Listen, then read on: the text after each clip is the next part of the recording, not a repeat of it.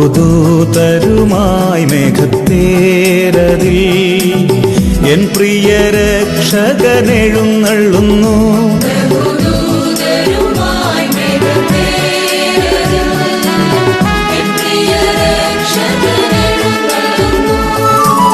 സർവമിഴികളും ദർശിച്ചിടുമാ പ്രത്യക്ഷത N യേശു വരുമ്പോൾ.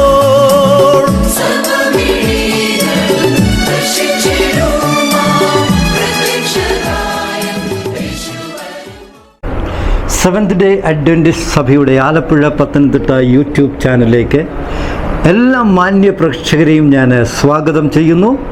ദൈവം നമ്മളെ എല്ലാവരെയും അനുഗ്രഹിക്കുമാറാകട്ടെ. പുതിയ ഒരു പാഠത്തിലേക്കാണ് നാം ഇന്ന് പ്രവേശിക്കുന്നത്. ഈ പാഠത്തിൻ്റെ തലവാചകം ദൈവത്തെ അറിയുവാൻ, ടു നോ ഗാഡ്. ദൈവത്തെ അറിയുവാൻ. അതിൻ്റെ മനഃപ്പാഠവാക്യം നമുക്കൊന്ന് വായിച്ചു നോക്കാം. അതിപ്രകാരമാണ്: ഏകസത്യമായ നിന്നെയും നീ അയച്ചിരിക്കുന്ന യേശുക്രിസ്തുവിനെയും അറിയുന്നത് തന്നെ നിത്യജീവനാകുന്നു. ഇത് നമുക്ക് ബൈബിളിൽ കാണുന്നത് യോഹന്നാൻ്റെ സുവിശേഷം 17-ാം അധ്യായത്തിൻ്റെ 3-ാമത്തെ വാക്യമാണ്. ഏക സത്യമായ നിന്നെയും. ആ വാക്ക് നമ്മളൊന്ന് ശ്രദ്ധിക്കണം. ഏക സത്യം. There is only one truth. അതെന്താണ്? ഏക സത്യമായ നിന്നെയും പിന്നെ നീ അയച്ചിരിക്കുന്ന യേശുക്രിസ്തുവിനെയും അറിയുന്നത് തന്നെ നിത്യജീവനാണ്. അത് ഇംഗ്ലീഷിൽ ഒരു വായിച്ചാൽ നമുക്ക് കുറേ കൂടെ അതിൻ്റെ അർത്ഥവ്യാപ്തിയിലേക്ക് കടക്കുവാൻ സാധിക്കും. കുറേ കൂടെ ലളിതമാണ്. അതിപ്രകാരമാണ്: ആൻഡ് ഇറ്റേണൽ ലൈഫ്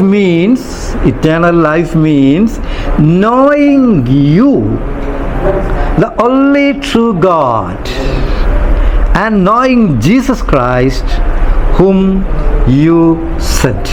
അതായത് ഇറ്റേണൽ ലൈഫ്, നിത്യജീവൻ എന്ന് പറഞ്ഞാൽ അത് നോയിങ് യു, ദൈവത്തെ അറിയുക എന്നുള്ളതാണ്. പിന്നെ അതുമാത്രമല്ല, C the only true God. ഒരു ദൈവമേ ഉള്ളൂ യഥാർത്ഥത്തിൽ. പിന്നെന്താണ്? And knowing Jesus Christ whom you sent, അവിടുന്ന് അയച്ചതായ യേശു ക്രിസ്തുവിനെ അറിയുക.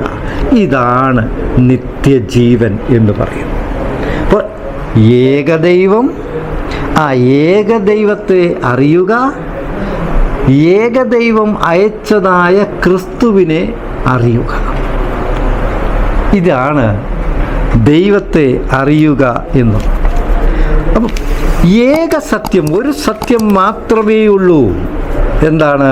The only true God. അതായത് യഥാർത്ഥ ദൈവമെന്ന് പറയുന്നത് ഒന്ന് മാത്രമേ ഉള്ളൂ. പിന്നെ അടുത്ത് എന്താ പറഞ്ഞത്? See all other things are creations. ബാക്കി എല്ലാം സൃഷ്ടികളാണ്. സൃഷ്ടികളെല്ലാം it will vanish, and only one thing that remains, നിലനിൽക്കുന്ന ഒരു കാര്യം മാത്രമേ ഉള്ളൂ. അതെന്താണ്?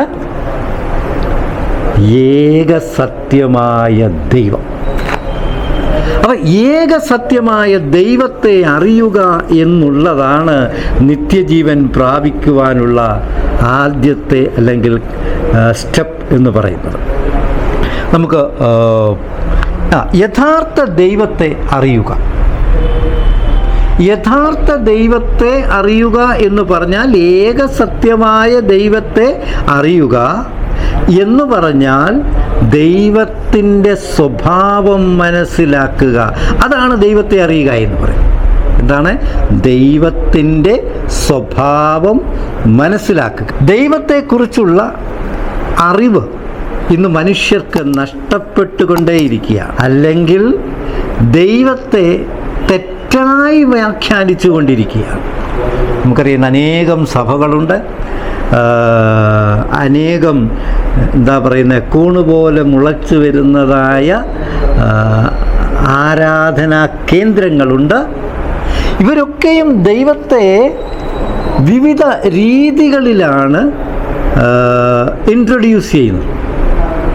നമ്മൾ ചില ആരാധനയിൽ ചെന്നാൽ അവിടെ ദൈവത്തെ ഇൻട്രൊഡ്യൂസ് ചെയ്യുന്നത് രോഗശാന്തിയുടെ ദൈവം. ചിലയിടത്ത് എന്നാൽ നമ്മൾ കാണുന്ന പോക്കറ്റിൽ നിന്ന് പണം വാരിയെടുത്ത് കൊടുക്കുന്നതായ, അതിനുപയോഗിക്കുന്നതായ ദൈവം. അപ്പോൾ ദൈവം എന്ന് പറഞ്ഞാൽ എന്താണ്? ഭൗതിക നന്മകൾ മാത്രം നൽകുന്നതായ ഒരു വ്യക്തി. ഇങ്ങനെ ദൈവത്തെ അവർ എല്ലാവരും തെറ്റിദ്ധരിപ്പിച്ചിരിക്കുകയാണ്. യഥാർത്ഥ ദൈവത്തിൻ്റെ സ്വഭാവത്തെ മാറ്റി നിർത്തിക്കൊണ്ട് അവനവൻ്റെ വീക്ഷണത്തിന് ഉതകുന്ന വിധത്തിൽ ദൈവത്തെ അവതരിപ്പിക്കുകയാണ്. അതുകൊണ്ട് ദൈവത്തെ അറിയുക എന്ന് പറയുമ്പോൾ ഈ തെറ്റായ പഠിപ്പിക്കലുകളും തെറ്റായ അവതരിപ്പിക്കലുമൊക്കെ നാം മനസ്സിലാക്കേണ്ടിയിരിക്കും. ദൈവത്തെക്കുറിച്ച് ബൈബിൾ എന്താണ് പറയുന്നത്, അല്ലെങ്കിൽ ദൈവത്തിൻ്റെ സ്വഭാവത്തെക്കുറിച്ച് ബൈബിൾ എന്താണ് നമ്മളെ പഠിപ്പിക്കുന്നത്? ദൈവത്തെ മനസ്സിലാക്കുവാൻ നമ്മുടെ ഏക മാർഗമെന്ന് പറയുന്നത്, ഒരു മനുഷ്യനെ സംബന്ധിച്ചിടത്തോളം ദൈവത്തെ പൂർണ്ണമായി മനസ്സിലാക്കുക എന്നുള്ളത് അസാധ്യമാകുന്നു എന്നാണ് പല മതങ്ങളും പഠിപ്പിക്കുന്നത്. അതിലേറെക്കുറെ ശരിയും. ദൈവത്തെ നമുക്ക് ഈ ലോകത്തിൽ പൂർണ്ണമായി മനസ്സിലാക്കുക എന്നുള്ളത് വളരെ ദുഷ്കരമായിട്ടുള്ള, അല്ലെങ്കിൽ it is very difficult to understand God perfect. അതുകൊണ്ട് പല മതങ്ങളും പഠിപ്പിക്കുന്നത് ദൈവം നമ്മളിൽ നിന്നും അകലെയാണ്. Religion teachers God is far away from, നമ്മൾക്ക് മനസ്സിലാക്കുന്നതിലും അപ്പുറത്താണ്. ജഡത്തിൽ ദൈവം വസിക്കുകയില്ല. ഇങ്ങനെയുള്ള പഠിപ്പിക്കലുകളാണ് പല മതങ്ങളും ദൈവത്തെക്കുറിച്ച് പഠിപ്പിക്കുന്നത്. എന്നാൽ ദാനിയേൽ പ്രവാചകൻ പറയുന്നത് എന്താണ്? അവൻ ഉയരത്തിലാണെങ്കിലും അവൻ രഹസ്യങ്ങളെ വെളിപ്പെടുത്തുന്നു. God is far away from us. ശരിയാണ്, അവൻ സ്വർഗത്തിൽ വസിക്കുന്നു. എന്നാൽ അവൻ എന്താണ് ചെയ്യുന്നത്? അവൻ രഹസ്യങ്ങളെ വെളിപ്പെടുത്തും. ഇരമ്യാവ് പ്രവാചകൻ പറയുന്നത് എന്താണ്? I am a God who is everywhere and not in one place. ഞാൻ സർവവ്യാപിയായ ദൈവമാകും, അല്ലാതെ ഒരിടത്ത് മാത്രം നിൽക്കുന്നവനല്ല. അതുകൊണ്ട് യഥാർത്ഥ ദൈവത്തെക്കുറിച്ച് നമുക്ക് പഠിക്കണമെന്നുണ്ടെങ്കിൽ, ദൈവത്തിൻ്റെ സ്വഭാവത്തെക്കുറിച്ച് മനസ്സിലാക്കണമെങ്കിൽ നമുക്ക് ബൈബിളിലേക്ക് തിരിയുക എന്നുള്ളതാണ്. അങ്ങനെ ബൈബിളിലൂടെ മനസ്സിലാക്കുന്നതായ ദൈവത്തിൻ്റെ സ്വഭാവത്തെ മറ്റുള്ളവരിലേക്ക് പകർന്നു കൊടുക്കുക, ഇതും നമ്മളുടെ കർത്തവ്യം ആണ്. ഒന്നാമത്തെ ഭാഗത്തേക്ക് വരാം. ദൈവത്തിൻ്റെ വ്യക്തമായ ഒരു ചിത്രം, ദൈവത്തെക്കുറിച്ച് വ്യക്തമായ ഒരു ചിത്രം. അപ്പോൾ നമ്മൾ പഠിച്ചു, ദൈവത്തെ അറിയണമെന്നുണ്ടെങ്കിൽ നാം ബൈബിൾ വായിക്കണം, ബൈബിൾ പഠിക്കണം. ഉൽപ്പത്തി മുതൽ വെളിപാട് വരെ ദൈവത്തെക്കുറിച്ച് വിവരിച്ചിരിക്കും. അതുകൂടാതെ ദൈവം എന്താകുന്നു എന്നുള്ളത് യേശുക്രിസ്തുവിലൂടെ നമുക്ക് വെളിപ്പെടുത്തിയിരിക്കുന്നു. അപ്പോൾ അങ്ങനെ ദൈവത്തെ നാം പഠിക്കുമ്പോൾ ദൈവത്തിൻ്റെ സ്വഭാവത്തെ ആണ് നാം പഠിക്കുന്നത്. ദൈവത്തിൻ്റെ സർവശക്തിയെക്കുറിച്ച്, സർവജ്ഞാനത്തെക്കുറിച്ച്, നീതിയെക്കുറിച്ച്, ദീർഘക്ഷമയെക്കുറിച്ച്, കരുണയെക്കുറിച്ച്, ദൈവത്തിന് നമ്മോടുള്ള ഇഷ്ടത്തെക്കുറിച്ച്, പിന്നെ മരണത്തിന്മേലുള്ള ദൈവത്തിൻ്റെ ശക്തിയെക്കുറിച്ച്, അവിടുത്തെ രാജ്യത്വത്തെക്കുറിച്ച്, ദൈവത്തിൻ്റെ നിത്യ പ്രകൃതിയെക്കുറിച്ച്, ഇതെല്ലാം നമുക്ക് ബൈബിളിലൂടെ പഠിക്കുവാനായിട്ട് സാധിക്കും. ഇതൊക്കെ ദൈവത്തിൻ്റെ സ്വഭാവ മഹിമയുടെ വിവിധ വീക്ഷണ കോണുകളാണ്. അങ്ങനെ നാം ദൈവത്തെക്കുറിച്ച് കൂടുതൽ കൂടുതൽ പഠിക്കുമ്പോൾ നാം കൂടുതൽ ദൈവത്തിൻ്റെ അരികിലേക്ക് അടുക്കുന്നു എന്നുള്ളതാണ്. അല്ലെ, ദൈവത്തെ നാം കൂടുതൽ ഇഷ്ടപ്പെടുന്നു എന്നുള്ളതാണ്. നാം കൂടുതൽ പഠിക്കും തോറും കൂടുതൽ ദൈവവുമായി നാം അടുക്കുന്നു. ഇങ്ങനെ അടുക്കാതിരിക്കുവാൻ വേണ്ടി ദൈവത്തെ പലപ്പോഴും മനുഷ്യരെ പലപ്പോഴും തെറ്റിദ്ധരിപ്പിക്കുകയാണ് സാത്താൻ്റെ പണി. അല്ലെങ്കിൽ അതിനുവേണ്ടി വിവിധ തിയറികൾ മുൻപോട്ട് വെക്കുന്നുണ്ട്. ദൈവം അങ്ങനെയുള്ളതാണ്, ഇങ്ങനെയുള്ളതാണ്, ഇങ്ങനെ പ്രഘോഷിക്കുന്നതായ അനേകം കാര്യങ്ങൾ നമ്മുടെ മുൻപിലേക്ക് കൊണ്ടുവരുന്നു. എന്തിനു വേണ്ടിയാണ്? ദൈവത്തെ ശരിയായി മനസ്സിലാക്കാതിരിക്കാൻ വേണ്ടി. എന്തൊക്കെയാണ് അത് നമുക്ക് നോക്കാം. ഒന്നാമതായിട്ട് കൊണ്ടുവരുന്നതായ തിയറി പാൻതിസം എന്ന് പറഞ്ഞാൽ സർവദേവവാദം. എന്താണ് സർവദേവവാദമോ പാൻതിസം? അതായത് എല്ലാം ദൈവമയം, ദൈവവും പ്രപഞ്ചവും പരസ്പര പൂരകങ്ങളാണ്. പ്രകൃതിയും പ്രപഞ്ചവും ഏകീകൃത ദൈവിക സ്ഥാപനമാണ് എന്ന് പറഞ്ഞാൽ ദൈവത്തിന് പ്രത്യേക വ്യക്തിത്വമില്ല. പ്രകൃതിയിൽ ഉടനീളം ദൈവം ലയിച്ചിരിക്കുന്നു. നമ്മുടെ ഹിന്ദു ഫിലോസഫി അനുസരിച്ച് സർവവും ദൈവമയം, അല്ലെങ്കിൽ തൂണിലും തുരുമ്പിലുമൊക്കെ ദൈവമുണ്ട് എന്ന് പഠിപ്പിക്കുന്നതായ ആ വാദത്തിനാണ് പാൻതിസം എന്ന് പറയുന്നത്. എല്ലാത്തിലും ദൈവമയം, എല്ലാം ദൈവം, തൂണിലും തുരുമ്പിലും കല്ലിലും മുള്ളിലും ഒക്കെ ദൈവമയം ഉണ്ട് എന്നുള്ള പഠിപ്പിക്കും. No problem. എവിടെ മുതലാണ്? സം ഓഫ് ദ ബേസ് അല്ലേ? ഓക്കെ. അപ്പോൾ ദൈവത്തെ മനസ്സിലാക്കുന്നതിൽ നിന്നും മനുഷ്യനെ തെറ്റിദ്ധരിപ്പിക്കുന്നതായ വിവിധ പഠിപ്പീരുകൾ നമ്മുടെ ലോകത്തിൽ നിലനിൽക്കുകയാണ്. അങ്ങനെ ഉള്ള വിവിധ പഠിപ്പീരുകളിൽ ഒന്നാണ് പാൻതിസം എന്ന് പറയുന്നത്. പാൻതിസം എന്ന് പറഞ്ഞാൽ അതിൻ്റെ മലയാളം സർവദേവവാദം. സർവദേവവാദം എന്ന് പറഞ്ഞാൽ എല്ലാം ദൈവമയം, എല്ലാത്തിലും ദൈവമുണ്ട്, തൂണിലും തുരുമ്പിലും കല്ലിലും മുള്ളിലും എല്ലാത്തിലും ദൈവമുണ്ട്. ഇതൊരു ഹിന്ദു ഫിലോസഫിയാണ്. ഹിരണ്യകശ്യപ് എന്ന് പറയുന്ന വ്യക്തിയെ പുരാണത്തിൽ നാം കാണുന്നുണ്ട്. നരസിംഹം തൂണിൽ നിന്നും ഇറങ്ങി വന്ന് കൊല്ലുന്നതായ ഒരു ചിത്രം, ഒരു പഠിപ്പീര് നമ്മളൊക്കെ കേട്ടിട്ടുള്ള ഒരു കഥയാണ്. അതിലൂടെ അവർ പറയുന്നത് എന്താണെന്ന് ചോദിച്ചാൽ നമുക്ക് ചുറ്റും കാണുന്ന എല്ലാ ഓബ്ജക്റ്റിലും ദൈവത്തിൻ്റെ സാന്നിധ്യമുണ്ട്. അല്ലാതെ ദൈവം ഒരു പ്രത്യേക വ്യക്തിത്വത്തിന് ഉടമയല്ല എന്നുള്ളതാണ് ഈ പാൻതിസം പഠിപ്പിക്കുന്നത്. ഇനി രണ്ടാമതെന്ന് പറയുന്നത് നിരീശ്വരവാദമാണ്. നിരീശ്വരവാദം നമുക്കെല്ലാവർക്കും അറിയാം. ദൈവം ഇല്ല എന്ന് പഠിപ്പിക്കുന്നതായ വാദത്തിനാണ് നിരീശ്വരവാദം. ദൈവമില്ല, there is no God. അതൊക്കെ വെറും ഇല്ലൂഷൻസ്, തോന്നലുകൾ, ചിന്തകൾ മാത്രമാകുന്നു എന്നാണ് നിരീശ്വരവാദം നമ്മളെ പഠിപ്പിക്കുന്നത്. ഇനി അടുത്തതെന്ന് പറയുന്നത് ദേസ്യം.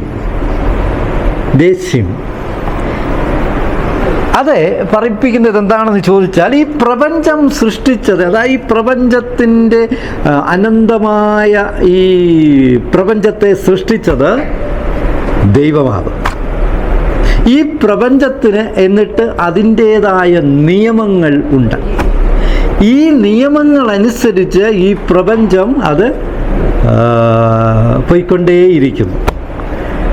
അല്ലാതെ ദൈവത്തിന് ഈ പ്രപഞ്ചത്തിൽ പിന്നീട് യാതൊരു കൺട്രോളുമില്ല. അല്ലെങ്കിൽ ദൈവം ഈ പ്രപഞ്ചത്തെ സൃഷ്ടിച്ചു വിട്ടിരിക്കുന്നു, പിന്നെ ദൈവം പ്രപഞ്ചത്തിലോ മനുഷ്യരിലോ ഇടപെടുന്നില്ല എന്നുള്ള പഠിപ്പീരിനെയാണ് നമ്മൾ ദേസ്യം എന്ന് പറയുന്നത്. അവർക്ക് പ്രവാചകന്മാരിലോ മതപരമായ തത്വശാസ്ത്രങ്ങളിലോ അത്ഭുതങ്ങളിലോ ഒന്നും അവർ വിശ്വസിക്കുന്നില്ല. അവരുടെ വിശ്വാസം യുക്തിയിലും മറ്റ് കാര്യങ്ങളിലും മാത്രമാണ്. ഇനിയും എന്നാൽ നമ്മൾ ഉൽപ്പത്തി പുസ്തകം 3-ാം അധ്യായത്തിൻ്റെ 1 മുതൽ 5 വരെയുള്ള വാക്യങ്ങൾ വായിക്കുമ്പോൾ അവിടെ സാത്താൻ ഹവ്വയോട് സംസാരിക്കുന്നതായ സാഹചര്യമാണ് നമ്മൾ കാണുന്നത്. നമ്മൾ പഠിച്ചു വരുന്നത് എങ്ങനെ മനുഷ്യനെ ദൈവത്തെക്കുറിച്ചുള്ള അറിവിൽ തെറ്റിദ്ധാരണ കൊണ്ടുവരുന്നു എന്നുള്ളതാണ് പഠിച്ചു വരുന്നത്. ഇവിടെ നോക്കുക, സാത്താൻ ഹവ്വയോട് ചോദിക്കുകയാണ്, ഈ തോട്ടത്തിലെ എല്ലാ ഫലങ്ങളും നിങ്ങൾക്ക് ഭക്ഷിക്കാമോ എന്ന് ചോദിക്കുമ്പോൾ ഹവ്വ സ്വാഭാവികമായിട്ട് പറയുന്നു, എല്ലാ ഫലങ്ങളും ഭക്ഷിക്കാം, പക്ഷേ തോട്ടത്തിൻ്റെ നടുവിൽ നിൽക്കുന്ന വൃക്ഷത്തിൻ്റെ ഫലം മാത്രം ഭക്ഷിക്കരുത്, അത് ഭക്ഷിക്കുന്ന നാളിൽ ഞങ്ങൾ മരിക്കും എന്ന് ദൈവം ഞങ്ങളോട് നിഷ്കർഷിച്ചിട്ടുണ്ട് എന്ന് പറയും. അപ്പോൾ സാത്താൻ പറയുന്നത് എന്താണ്? സാത്താൻ എങ്ങനെയാണ് അവരെ തെറ്റിദ്ധരിപ്പിക്കുന്നത് എന്നുള്ളത് നമുക്ക് വളരെ വ്യക്തമായിട്ട് ഇവിടെ കാണാം. ദൈവം എന്തു പറഞ്ഞുവോ അതിന് നേരെ ഓപ്പോസിറ്റായിട്ട് സാത്താൻ പറയുകയാണ്. എന്താണ് സാത്താൻ പറഞ്ഞത്? നിങ്ങൾ മരിക്കുകയില്ല നിശ്ചയം. ഉണ്ടോ? ഉറപ്പാണ് കൊടുക്കുന്നത്, വെറുതെയല്ല. നിങ്ങൾ മരിക്കുകയില്ല നിശ്ചയം. 2, നിങ്ങളുടെ കണ്ണു തുറക്കും. 3, എന്താണ് പറയുക? നിങ്ങൾ നന്മ തിന്മകളെ അറിയും. ഇനിയും അവസാനത്തെ നോക്കുക, നിങ്ങൾ ദൈവത്തെ പോലെയാകും. എന്തൊരു പ്രേരണയാണ് കൊടുക്കുന്നത് നോക്കുക. പ്രേരണാകുറ്റം ഏറ്റവും വലിയ കുറ്റമാണെന്ന് നമുക്കറിയാം. അപ്പോൾ നോക്കുക, അങ്ങനെ പ്രേരിപ്പിച്ച് അവരെ ദൈവത്തിൽ നിന്ന്, അല്ലെങ്കിൽ ദൈവത്തിൻ്റെ സ്വഭാവത്തെ അവരിൽ നിന്നും മാറ്റിക്കളയുകയാണ്, ഇല്ലാതാക്കുകയാണ്, അവരെ വഞ്ചിക്കുകയാണ്, ചതിക്കുകയാണ്. അപ്പോൾ സാത്താൻ ഇന്നോളം ചെയ്യുന്നത് ദൈവത്തെ ദുഷിച്ച് ദൈവത്തിൻ്റെ സ്വഭാവത്തെ അവൻ മനുഷ്യരെ തെറ്റിദ്ധാരണ കൊണ്ടുവന്ന് ദൈവത്തെ വെറുക്കുവാൻ പഠിപ്പിക്കുകയാണ്. ഇതാണ് ഇന്ന് പല മതങ്ങളും പല വ്യക്തികളും പല പഠിപ്പീരുകളും ഇങ്ങനെയാണ്. യഥാർത്ഥ ദൈവത്തെ അവർ മനസ്സിലാക്കി കൊടുക്കാതെ അവരുടേതായ രീതിയിൽ ദൈവത്തെ അവർ വിവരിച്ചുകൊണ്ട് മനുഷ്യരെ നിത്യനായ ദൈവത്തെ യഥാർത്ഥമായി അറിയുന്നതിൽ നിന്നും മാറ്റി നിർത്തുകയാണ്. നമുക്ക് 2-ാമത്തെ ഭാഗത്തേക്ക് പോകാം. ദൈവം പരിശുദ്ധനാകുന്നു. God is holy. ദൈവം പരിശുദ്ധനാകും. ദൈവത്തിൻ്റെ സ്വഭാവ മഹിമയിൽ ഏറ്റവും പ്രധാനപ്പെട്ടതാണ് വിശുദ്ധി എന്ന് പറയുന്നത്. എന്താണ് വിശുദ്ധി എന്ന് പറയുന്നത്? Something Sacred, divine or set apart four religious purpose. അതായത് പവിത്രമായത്, ദൈവീകമായത്, മതകാര്യങ്ങൾക്ക് വേണ്ടി മാറ്റിവെച്ചിരിക്കുന്നത്, ഇതിനെയാണ് പരിശുദ്ധം എന്ന് നമ്മൾ പറയും. അത് മാറ്റിവെച്ചിരിക്കുകയാണ്. It is set apart, it is distinct, separated from common and sinful, specifically for God's purpose. ദൈവീക കാര്യങ്ങൾക്ക് വേണ്ടി പ്രത്യേകം മാറ്റിവച്ചിരിക്കുന്നതായ വസ്തു, ഇതിനെയാണ് വിശുദ്ധം എന്ന് പറയുന്നത്. എന്നാൽ ദൈവത്തിൻ്റെ പരിശുദ്ധി എന്ന് പറഞ്ഞാൽ എന്താണ്? ദൈവത്തിൻ്റെ പരിശുദ്ധി എന്ന് പറയുന്നത് holiness of God is his absolute moral purity, perfection and utter separation from all creations and sin. ദൈവം സകല സൃഷ്ടിയിൽ നിന്നും പാപത്തിൽ നിന്നും പൂർണ്ണമായി മാറി നിൽക്കുന്നതായ വ്യക്തിയാണ്. മാലിന്യമില്ലാത്തതായ വ്യക്തിത്വത്തിൻ്റെ ഉടമ. അതാണ് ദൈവീക വിശുദ്ധി എന്ന് പറയുമ്പോൾ നാം മനസ്സിലാക്കണം. അപ്പോൾ ദൈവത്തിൻ്റെ ഏറ്റവും പ്രധാനപ്പെട്ട ഗുണം എന്ന് പറയുന്നത്, ക്യാരക്ടർ എന്ന് പറയുന്നത് അതെന്താണ്? വിശുദ്ധി ആകുന്നു എന്നുള്ളതാണ്.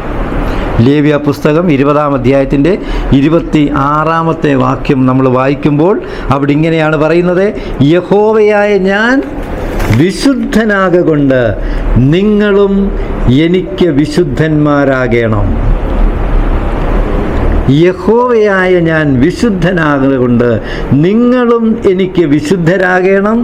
നിങ്ങൾ എനിക്കുള്ളവരാകേണ്ടതിന് ഞാൻ നിങ്ങളെ ജാതികളിൽ നിന്നും വേർതിരിച്ചിരിക്കുന്നു.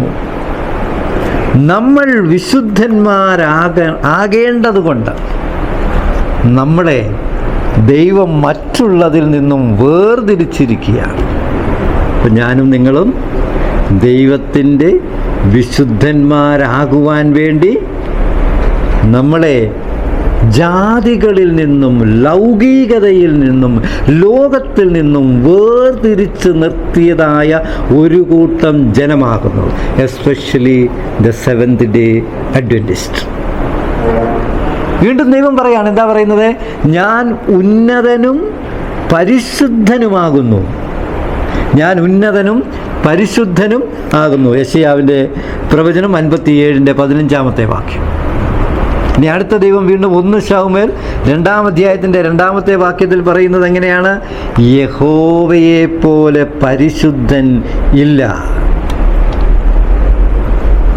അപ്പോൾ ദൈവത്തിൻ്റെ ഏറ്റവും വലിയ സ്വഭാവ മഹിമ എന്ന് പറയുന്നത് ദൈവത്തിൻ്റെ വിശുദ്ധിയാകും. ദൈവം വിശുദ്ധനാകുന്നെങ്കിൽ അവൻ്റെ മക്കളും വിശുദ്ധരാകണം.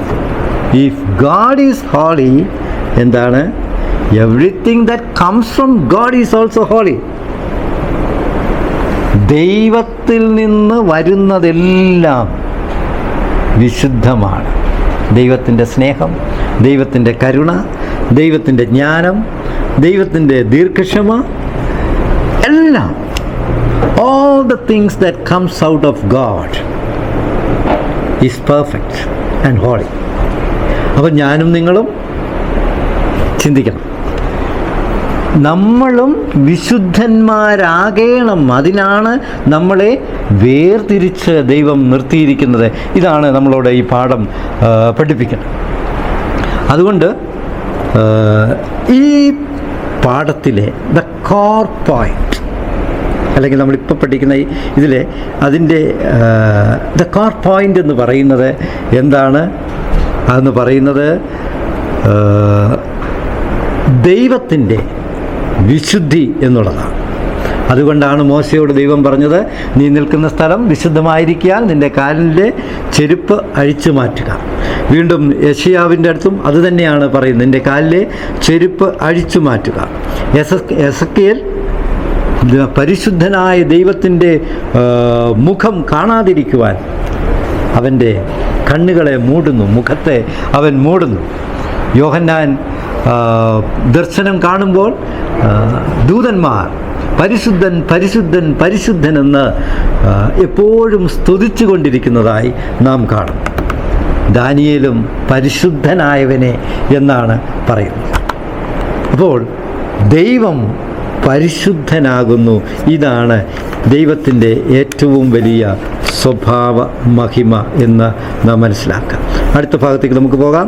ദൈവം സ്നേഹമാകുന്നു. ദൈവത്തിൻ്റെ രണ്ടാമത്തെ സ്വഭാവം, ദൈവം സ്നേഹമാകുന്നു. 1 യോഹന്നാൻ 4-ാം അധ്യായത്തിൻ്റെ 8-ാമത്തെ വാക്യത്തിലാണ് പറയുന്നത്, ദൈവം സ്നേഹമാകുന്നു. ഇനി വാട്ട് ഈസ് ലവ്? സ്നേഹമെന്ന് പറഞ്ഞാൽ എന്താണ്? സ്നേഹം എന്ന് പറയുന്നത് it's A state of mind.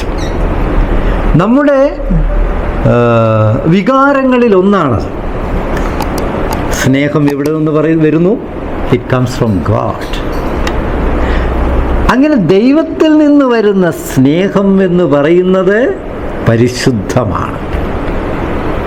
ആലോചിക്കണം, ഇറ്റ്സ് പ്യൂർ. അതുകൊണ്ട് ആണ് പറയുന്നത് ദൈവം സ്നേഹമാകുന്നു. സ്നേഹം ദൈവമാകുന്നു എന്നല്ല പറഞ്ഞത്, പിന്നെയോ ദൈവം സ്നേഹമാകുന്നു. ഇനിയും നമ്മൾ ക്രിസ്ത്യാനികളായ നമ്മൾ എപ്പോഴും ദൈവത്തെക്കുറിച്ച് പറയുമ്പോൾ ഉപയോഗിക്കുന്ന വാക്കാണ് എന്ത്?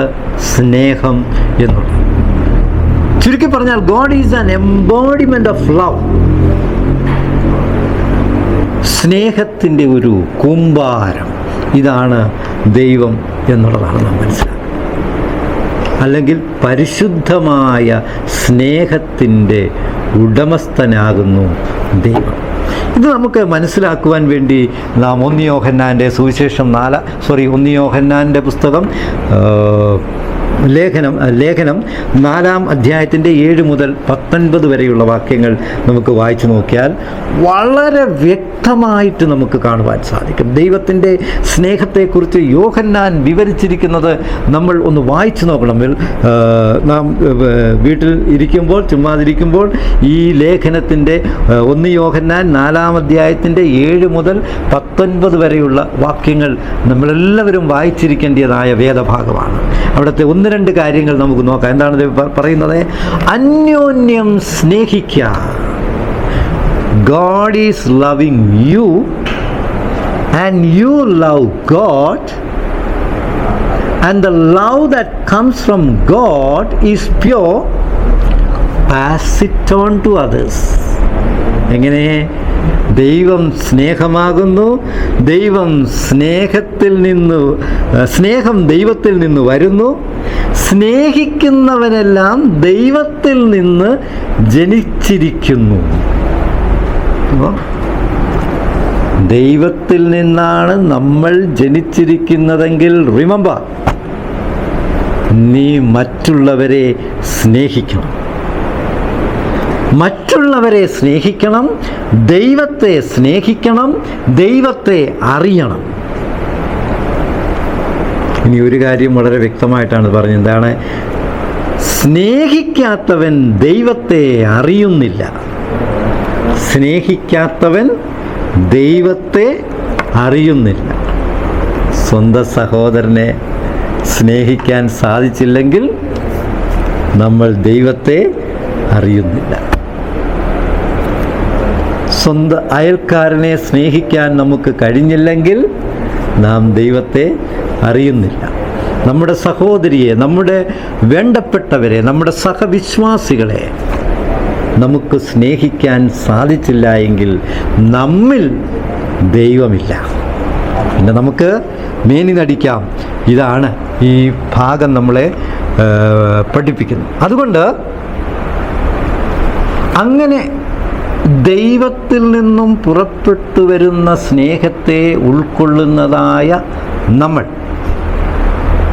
നമ്മൾ ദൈവത്തിൽ വസിക്കുന്നു, സ്നേഹത്തിൽ വസിക്കുന്നു. ദൈവം സ്നേഹമാകുന്നു. ദൈവത്തെ സ്നേഹിക്കുന്നവൻ ദൈവത്തിൽ വസിക്കുന്നു. മാത്രമല്ല, സ്നേഹത്തിൽ അവൻ വസിക്കുന്നു. ഇനി ദൈവത്തിൻ്റെ സ്നേഹത്തെ എപ്രകാരമാണ് ദൈവം പ്രകടമാക്കിയത് പറയുവാൻ നമുക്ക് എളുപ്പമുണ്ടല്ലോ. തെളിവ് വേണ്ടി. എങ്ങനെയാണ് ദൈവം നമ്മളെ സ്നേഹിച്ചു എന്ന് നമുക്ക് പറയുവാൻ സാധിക്കുന്നത്? അതിന് ഉദാഹരണം എന്താണ്? അതിൻ്റെ ഏറ്റവും വലിയ ഉദാഹരണമാണ് യോഹന്നാൻ്റെ സുവിശേഷം 3-ാം അധ്യായം 16-ാമത്തെ വാക്യം. നമ്മളെല്ലാം പഠിച്ചിട്ടുള്ള വാക്യമാണ്. തൻ്റെ ഏകജാതനായ പുത്രനിൽ വിശ്വസിക്കുന്ന ഏവനും നശിച്ചു പോകാതെ. വാക്ക് നിങ്ങൾക്ക് എല്ലാവർക്കും അറിയാം. എന്നാൽ ഇവിടെ യോഹന്നാൻ്റെ ഈ ലേഖനത്തിലും അതിനെക്കുറിച്ച് പറയുന്നുണ്ട്. തൻ്റെ ഏകജാതനായ പുത്രനെ നാം അവനിൽ വസിക്കേണ്ടതിന് ലോകത്തിലേക്ക് അയച്ചു.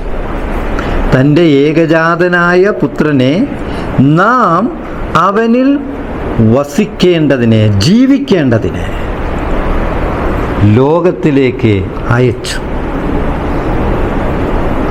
അവിടെയാണ് ദൈവത്തിൻ്റെ സ്നേഹത്തിൻ്റെ ഏറ്റവും വലിയ മകുടോദാഹരണം എന്ന് നമ്മൾ പറയുന്നത് കാണാം.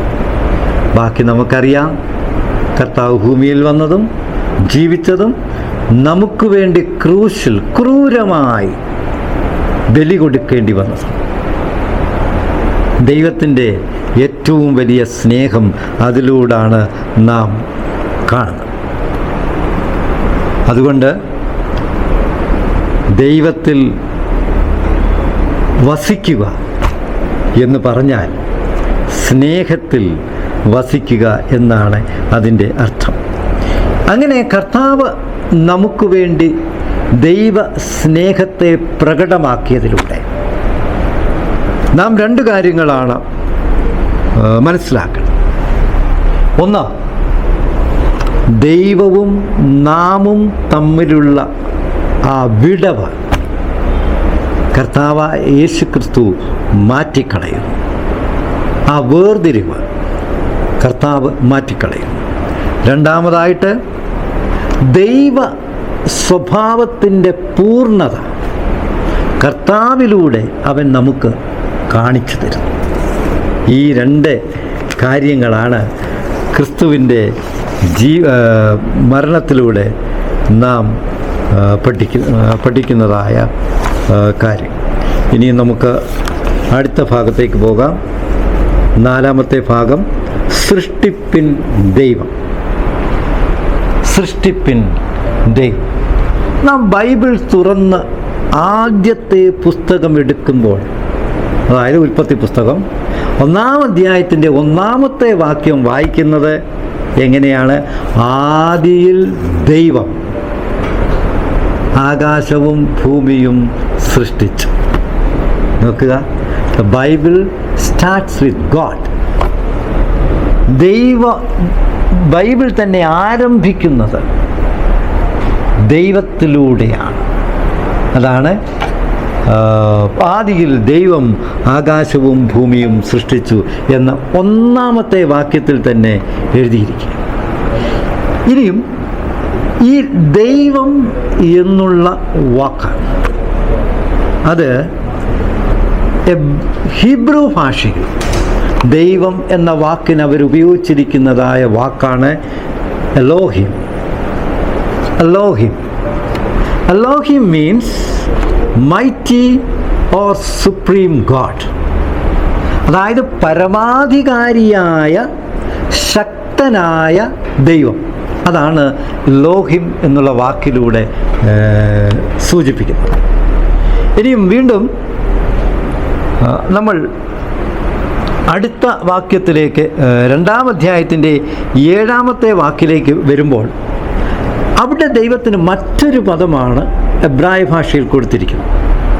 ആ പദത്തിൻ്റെ പേരാണ് യാവേ. യാവേ എന്ന് പറയുമ്പോൾ ദൈവവും മനുഷ്യനുമായുള്ള ആ വ്യക്തിപരമായ ബന്ധത്തെ കാണിക്കുന്നതും ദൈവം വാഗ്ദത്തം പാലിക്കുന്നവനാകുന്നു എന്നും കാണിക്കുന്ന വാക്കാണ് യാവേ എന്നത്. അപ്പം Elohim, Yahweh personal relationship and promise keeping nature with humanity. ദൈവത്തിൻ്റെ ഈ രണ്ട് സ്വഭാവങ്ങളെ കാണിക്കുന്ന രണ്ട് വാക്കുകളാണ് Elohim and Yahweh. Elohim means mighty and supreme, whereas Yahweh means personal relationship with God എന്നുള്ളതാണ്. അതായത് 2-ാം അധ്യായത്തിൻ്റെ 7-ാമത്തെ വാക്യത്തിൽ അവിടെ പറയുന്നത് എന്താണ്? യഹോവയായ ദൈവം നിലത്തെ പൊടി കൊണ്ട് മനുഷ്യനെ സൃഷ്ടിച്ച് അവൻ്റെ മൂക്കിൽ ജീവശ്വാസമൂതി അവൻ ജീവനുള്ള ദേഹിയായിത്തീർന്നു. അപ്പോൾ നോക്കുക, ദൈവം Elohim, he created the mighty world. അത് ദൈവത്തിൻ്റെ ശക്തിയെയാണ് കാണിക്കുന്നത്, പരമാധികാരത്തെയാണ്. വീണ്ടും ഇവിടെ coming closer to man, Yahweh, മനുഷ്യൻ്റെ അരികിലേക്ക് നടന്നു ചെല്ലുന്നതായ ദൈവം, മനുഷ്യൻ്റെ അടുത്തേക്ക് കുനിഞ്ഞു നിന്നുകൊണ്ട് അവൻ്റെ മൂക്കിൽ ജീവശ്വാസമൂതുന്നതായ ദൈവം, പേഴ്സണൽ കോണ്ടാക്ട്. അതാണ് യാവേ എന്ന പദത്തിലൂടെ കാണിച്ചിരിക്കുന്നത്. അതുകൊണ്ടാണ് പൗലോസ് അപ്പോസ്തലൻ ഇപ്രകാരം പറയും, എന്താണ്? അവൻ നമ്മിൽ ആർക്കും അകന്നിരിക്കുന്നവനല്ല താനും, പിന്നെ അവനിലല്ലോ നാം ജീവിക്കുകയും ചരിക്കുകയും ചെയ്യുന്നത്. പൗലോസ് അപ്പോസ്തലൻ വരുന്നത് ദൈവം നമ്മിൽ നിന്നും അകലെയല്ല. He is with us. അവൻ നമ്മോടൊപ്പം ചലിക്കുകയും ചെയ്യുന്നു എന്നാണ് പൗലോസ് അപ്പോസ്തലൻ പറയുന്നത്. അപ്പോൾ ദൈവത്തിൻ്റെ സ്വഭാവ മഹിമയെ നാം ശരിക്കും മനസ്സിലാക്കണമെന്നുണ്ടെങ്കിൽ നമ്മൾ പൂർണ്ണമായി ബൈബിൾ പഠിക്കണം എന്നുള്ള. ബൈബിൾ പഠിക്കുന്നതിലൂടെ മാത്രമേ നമുക്ക് ദൈവത്തെ പൂർണ്ണമായി മനസ്സിലാക്കുവാനായി സാധിക്കത്തുള്ളൂ. ഇനിയും 5-ാമത്തെ ഭാഗം, ഇമ്മാനുവേൽ, ദൈവം നമ്മോട് കൂടെ. ഇമ്മാനുവേൽ എന്നുള്ള പദത്തിൻ്റെ അർത്ഥം ദൈവം നമ്മോട് കൂടെ എന്നുള്ളത്. അപ്പോൾ യേശുവിലൂടെ ദൈവത്തെ പ്രതിഫലിപ്പിക്കുകയാണ്. രണ്ടാമതായി, യേശുവിലൂടെ ദൈവത്തെ വെളിപ്പെടുത്തുകയാണ്. Christ is reflecting God and Christ is eliciting God. അവനെ പ്രതിഫലിപ്പിക്കുന്നു, അവനെ വെളിപ്പെടുത്തുന്നു. അതുകൊണ്ടാണ് കർത്താവ് പറഞ്ഞത്, എന്നെ കണ്ടവൻ എൻ്റെ പിതാവിനെ കണ്ടിരിക്കുന്നു. യോഹന്നാൻ്റെ സുവിശേഷം 14-ാം അധ്യായത്തിൻ്റെ 9-ാമത്തെ വാക്കിൽ പറയാണ്, എന്നെ കണ്ടിരിക്കുന്നവൻ എൻ്റെ പിതാവിനെ കണ്ടിരിക്കുന്നു എന്ന് പറഞ്ഞാൽ, if you want to see God, look at Jesus. ദൈവത്തെ കാണുവാൻ കർത്താവിലേക്ക് നോക്കിയാൽ മതി. കർത്താവിൻ്റെ വാക്കുകൾ, കർത്താവിൻ്റെ പ്രവൃത്തികൾ, കർത്താവിൻ്റെ പെരുമാറ്റം, കർത്താവിൻ്റെ മരണം, കർത്താവിൻ്റെ പുനരുദ്ധാനം, ഇതൊക്കെ നാം വീക്ഷിക്കുന്നത്, ഇതിലൂടെ നാം വീക്ഷിക്കപ്പെടുന്നത് ദൈവത്തെയാകുന്നു എന്നുള്ളതാണ്. ഇനിയും യേശുക്രിസ്തുവിൻ്റെ ഈ ലോകത്തിലെ ജീവിതത്തിലൂടെ 4 സുപ്രധാന കാര്യങ്ങളെയാണ് ദൈവം നമുക്ക് വെളിപ്പെടുത്തിയിരിക്കുന്നത്. എന്തൊക്കെയാണ്? 1, മത്തായിയുടെ സുവിശേഷം നാം വായിക്കുമ്പോൾ മശിഹ ആയ ദൈവത്തെ, അല്ലെങ്കിൽ മശിഹ ആയ ക്രിസ്തുവിനെയാണ് അവിടെ വെളിപ്പെടുത്തിയിരിക്കുന്നത്. ഇനിയും ലൂക്കോസിൻ്റെ സുവിശേഷത്തിലോ ശുശ്രൂഷ ചെയ്യുന്നതായ ക്രിസ്തുവിനെ, ത്യാഗം ചെയ്യുന്നതായ ക്രിസ്തുവിനെയാണ് മർക്കോസിൻ്റെ സുവിശേഷം വെളിപ്പെടുത്തുന്നത്. ലൂക്കോസിൻ്റെ സുവിശേഷത്തിൽ നാം കാണുന്നത് യേശു പൂർണ്ണമായ, അല്ലെങ്കിൽ യേശുവിൻ്റെ പൂർണ്ണമായ മനുഷ്യത്വത്തെ ആണ് അവിടെ നാം കാണുന്നത്. പൂർണ്ണമായ മനുഷ്യനായി ജനങ്ങളുടെ ഇടയിൽ വസിക്കുന്നതായ ദൈവത്തിൻ്റെ ആ മനുഷ്യത്വത്തെയാണ് ക്രിസ്തുവിലൂടെ നാം അവിടെ വീക്ഷിക്കപ്പെടുന്നത്. ഇനി യോഹന്നാനിലൂടെ നാം വീക്ഷിക്കുന്നത് ദൈവത്തിൻ്റെ അവതാരപുത്രനെ, ദൈവം മനുഷ്യർക്ക് നൽകിയ പുത്രനെയാണ് നാം വീക്ഷിക്കുന്നത്. അപ്പോൾ ഇങ്ങനെ ഈ 4 സുവിശേഷവും നമ്മുടെ ആത്മീക ജീവിതത്തെ അത് പുനരുദ്ധീകരിക്കുന്നതിന് വേണ്ടി സഹായിക്കുന്നു എന്നുള്ളതാണ്. 4 കാര്യങ്ങൾ. 1, മത്തായിയുടെ സുവിശേഷത്തിൽ കർത്താവിനെ മശിഹായിട്ട് രേഖപ്പെടുത്തുന്നു. 2, മർക്കോസ് കർത്താവിൻ്റെ ശുശ്രൂഷയും ത്യാഗത്തെയും വെളിപ്പെടുത്തുന്നു. മറ്റുള്ളവരോട് എങ്ങനെ ഇടപെടുന്നു, പിതാവിൻ്റെ ഇഷ്ടത്തെക്കുറിച്ച്, ഇതൊക്കെയാണ് മർക്കോസിൻ്റെ സുവിശേഷം പറയാം. ഇനിയും ലൂക്കോസിൻ്റെ സുവിശേഷത്തിലൂടെ യേശു പൂർണ്ണമായ മനുഷ്യൻ ആകുന്നു, അവൻ അനുകമ്പയുള്ളവനാകുന്നു എന്ന് കാണിക്കുന്നു. 4, യോഹന്നാൻ്റെ സുവിശേഷത്തിൽ ദൈവത്തിൻ്റെ അവതാരപുത്രനായ ക്രിസ്തുവിനെയാണ് നാം കാണുന്നത്. മത്തായിയുടെ സുവിശേഷം 1:23 അതുകൊണ്ടാണ് ഇങ്ങനെ എഴുതിയിരിക്കുന്നത്. എന്താണ്? അവന് ദൈവം നമ്മോടുകൂടെയുള്ള ഇമ്മാനുവേൽ എന്ന് പേർ വിളിക്കും. ദൈവം നമ്മോട് കൂടെയാണ്. Though he dwells in heaven, അവൻ സ്വർഗത്തിൽ വസിക്കുന്നുവെങ്കിലും he is with us, his presence is with us, he is close to us എന്നാണ് പറയുന്നത്. എന്തുകൊണ്ടാണ് അങ്ങനെ നമ്മൾ പറയാൻ കാരണം? മത്തായിയുടെ സുവിശേഷം വീണ്ടും 28-ാം അധ്യായത്തിൻ്റെ 20-ാമത്തെ വാക്യം നമ്മൾ വായിക്കുമ്പോൾ അവിടെ നമ്മൾ കർത്താവ് തരുന്ന ഒരു വലിയ ഉറപ്പാണ്. എന്താണ്? ഞാൻ ലോകാവസാനത്തോളം എല്ലാ നാളും നിന്നോട് കൂടെയുണ്ട്. ഇതാണ് നാം മനസ്സിലാക്കട്ടെ. ദൈവത്തിൻ്റെ സ്വഭാവത്തെ നാം പഠിച്ചു വരുമ്പോൾ അവസാനം നാം മനസ്സിലാക്കുന്നത് കർത്താവ് തന്ന ആ വാഗ്ദാനമാണ്. എന്താണ്?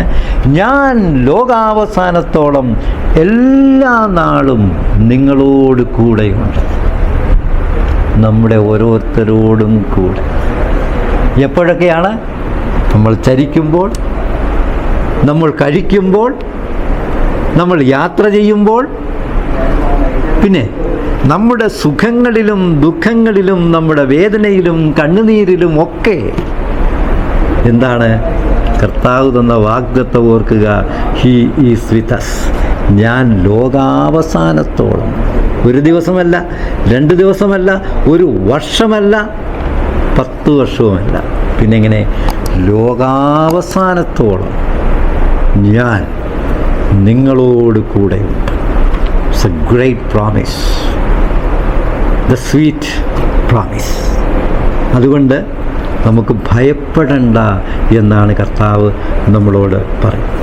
അതുകൊണ്ട് ആ ദൈവത്തെ, ഇത്ര നമ്മളോട്, മനുഷ്യനോട് ചേർന്ന് നിൽക്കുന്നതായ, അടുത്ത് നിൽക്കുന്നതായ ആ ദൈവത്തെ നമുക്ക് കൂടുതൽ മനസ്സിലാക്കാം.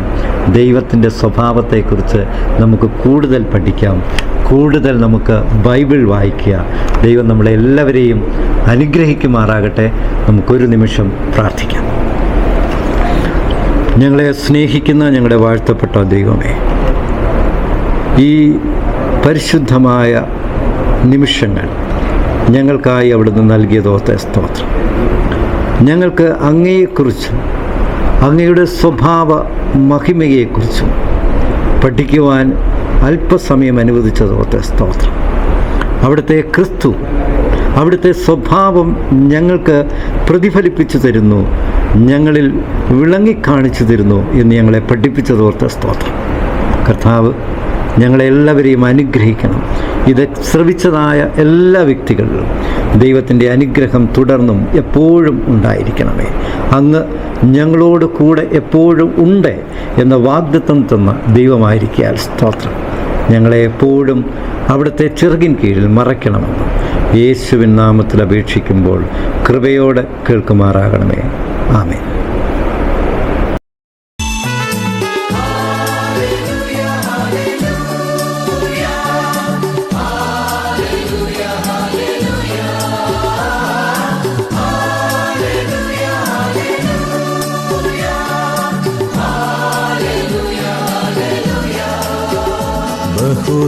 ബഹുദൂതരുമായി മേഘത്തേരതിൽ എൻ പ്രിയ രക്ഷകനെഴുന്നള്ളുന്നു.